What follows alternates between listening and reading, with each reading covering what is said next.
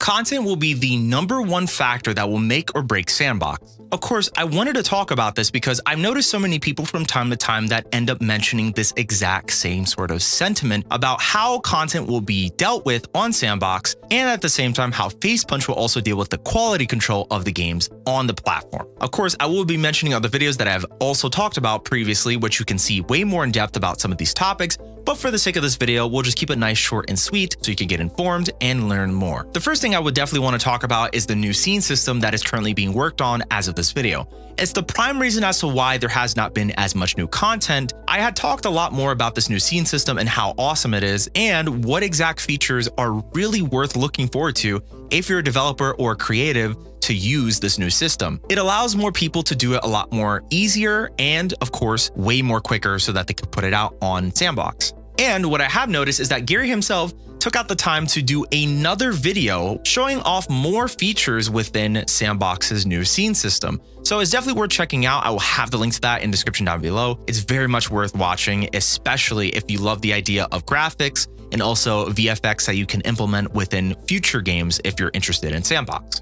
The next thing I would have to talk about is the content and quality control. Now, of course, there's possibly two parts to this, I would have to say, because for one, the first one has to deal with the idea of copyright. One of the biggest things that might deter a lot of people, specifically if they're coming from Gary's mod, because I enjoy Gary's mod as well too, and I like the idea of this game, is the amount of freedom that you have to create the content you want. So far, Facepunch has been more leaning towards the idea of possibly having to deal with copyright infringement. Now, while Gary's mod itself has been around for almost 18 years now, the idea of a lot of the content that is user generated, most of it is copyright content. When you get on games like Gary's mod, it's the #1 factor that you're able to see so much different types of things you can download when it comes to weapons from games or weapons from movies or TV shows, customize and change your experience to what exactly you would want to do. Now, I do want to clarify and say I, at the moment, do not know 100% of what exactly Facepunch might be doing, but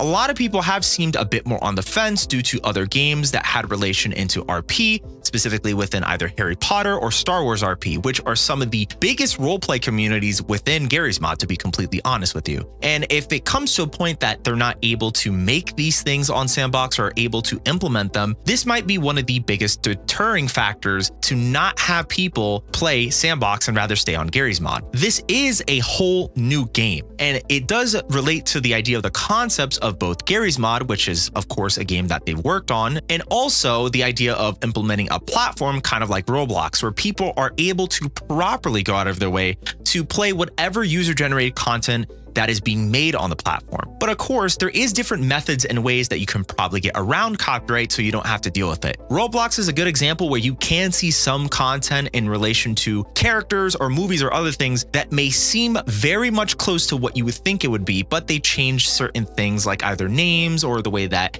they look or whatnot that may be a little bit more similar so that they can get around that. Will people actually go out of the way to do the same thing for S&box, or will Facepunch implement more restrictiveness in terms of dealing with copyright content? Currently at the moment, it's still pretty much a mystery, and it's something that's definitely, hopefully, to be mentioned at some point in the near future. But of course, I definitely will be talking about that because it is one of the most important factors of what will actually make people come over from any other game, if it may be Gary's mod or just even want to play the game in general. The next thing would have to be the quality control. One of the biggest things right now that I would have to say is some people are rather concerned at the idea of how much quality control will actually be on the S&box platform. As of recently, there was a game that was on the platform that was called Booba Clicker. I made a whole video on that and describing more about it. Pretty much in short, it was an NSFW game, and while it was mentioned by Gary himself that there would not be any sort of NSFW or porn games, it kind of gives you an idea of what exactly may or may not be